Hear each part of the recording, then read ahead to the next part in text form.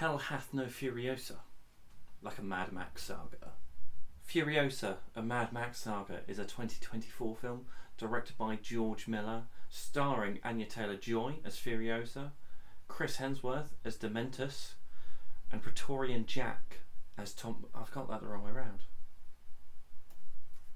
And Tom Burke as Praetorian Jack.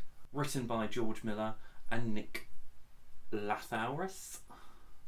So I loved Fury Road. I still think Fury Road is one of the best action films of all time, if not, easily the last 10 years, I would say. It's so different, it's so vibrant, and it's so brilliant. I just remember, it took the world by storm when it came out back in 2015. But I didn't see Furiosa at the cinema for whatever reason, and I finally got around to watching it now. And while it's not as good as Fury Road, it's still a very good film.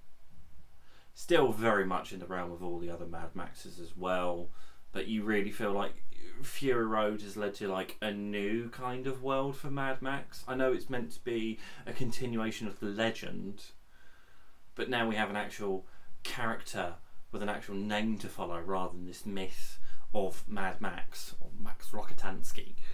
And the 80s films are what they are. They are good for the time. I say 80s films. Obviously the first one came out in 79. The original films are what they are, and they are good. Especially the first two I really enjoy. Third one, bit of that 80s excess, but it's still enjoyable. It's still fun. It's not a bad film at all. But to me at least, they really don't hold a candle to Fury Road. And it's unfortunate that this failed at the box office. I know it just made back its budget, but you've got to think with marketing and advertising and everything else that comes with it that aren't in these projected costs. It's a loss. It's a loss-making project. I don't know what this means for the future of Mad Max. I sure hope there's more, because it's such an interesting world, and these films are they're made so differently to action cinema, to the rest of cinema, action cinema especially.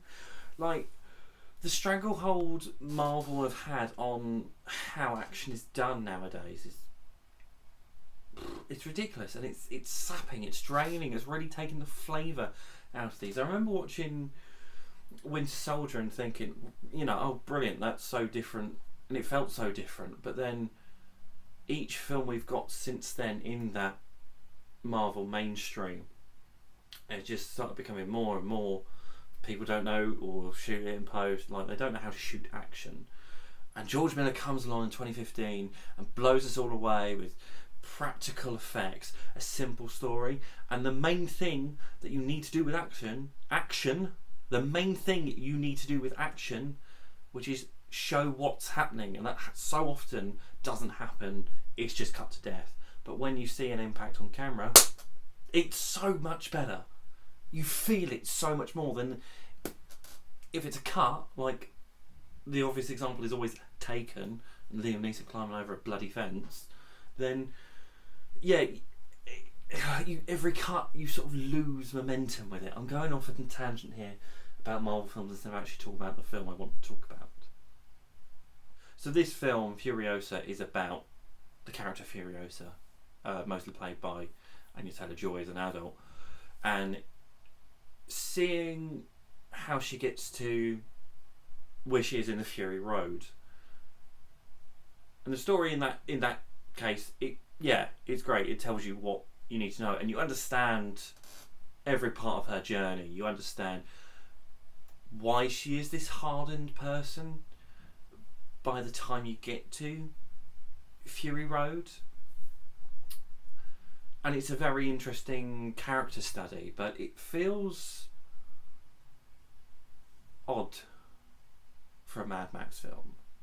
But I mean, that's kind of the Mad Max film. You have such a stoic main character surrounded by absolute lunacy, and the most lunatic of all the lunatics is Dementus, Chris Hemsworth, Dementus. And I really enjoyed Chris Hemsworth's Dementus. This has probably been one of his best performances. I'd probably say actually my favourite Chris Hemsworth off the top of my head.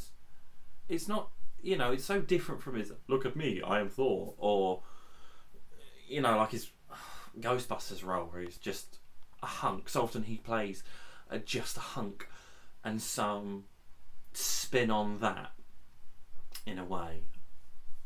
That this is great. He was actually acting. He was actually being a character. He was actually being something else. And so often I watch him and think, I can feel him acting rather than just becoming the character. Like, I didn't love him in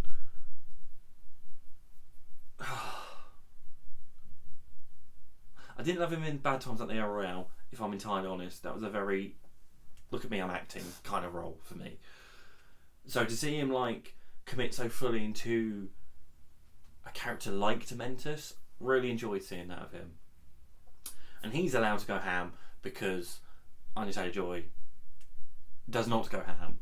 Furiosa by name, Furiosa by nature. You understand the growing anger in her and the growing fury. It's the perfect name for her. It's the perfect name for the character. And Anya Taylor-Joy is really good, but ultimately, you don't truly get to see a whole range with her. But what you do see is still really well done. I like Tom Burke as well as Praetorian Jack. And again, that's a very stoic character. But both of these characters, they sort of show so much more in their actions than they do the words. They have very few words between them, quite honestly, and they do exhibit a lot. They do get a lot through with their performance rather than what's on the page, and I think that's a real strength of it. George Miller's always had a great visual strength in what the stories he tells. I mean, look at Fury Road. And it's a really interesting world building. We see where Furiosa comes from, and from there, how she gets to Immortan Joe and his colony. I can't remember what it's called. And that takes up quite a bit of the film. And you see how clever Furiosa is and how she thrives and adapts to this world to just survive. And you understand why she would. It does actually a very good job of telling you why she would stay with Immortan Joe and his heinous acts compared to what else is out there, what she has to go through and what she does go through. As I was watching it, there's more and more digital shots than I was expecting. And one of the reasons I love Fury Road is just how much was achieved in camera, how much the practicality to it. Obviously there is digital shots in it. I'm not pious about this, but I always get a real kick out of seeing a film made with practical effects, and I feel they translate so much better on screen than any digital ones you do. Because not to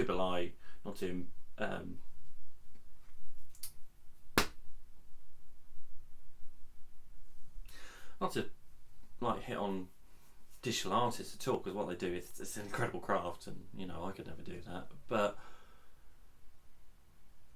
I was disappointed after what was done on Fury Road to Furiosa, and just see most of that was CGI, and I get such a thrill from the practicality of Fury Road. It really drained some of my enjoyment for it.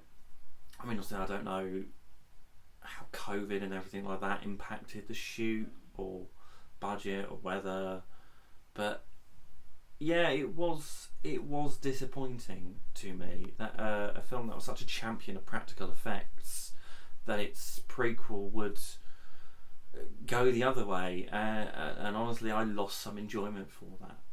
And it kind of speaks, I think, to a broader difference between the two films. Whereas Fury Road is very minimalist in a way. It's a very simple story of the characters essentially just going from A to B back to A. This one is A, B, C, D, E, F, G. Like we go through so much more of a journey, and it's so much more of a story that you kind of lose the focus a bit ultimately.